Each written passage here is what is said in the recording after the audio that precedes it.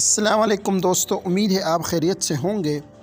दोस्तों, आज की इस वीडियो में मैं आपको बताऊंगा पाकिस्तान क्रिकेट टीम के साबिक फास्ट बॉलर शुएब अख्तर को ओमान में एडवेंचर करना महंगा पड़ गया। अपना तवाज़ुन बरकरार न रख सके और बुरी तरह गिर पड़े, जिसकी वीडियो मैं आपको चंद लम्हात में दिखाऊंगा।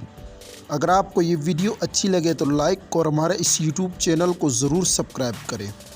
तो लेट्स स्टार्ट, शुरू करते हैं आज की ये अहम डिस्कशन।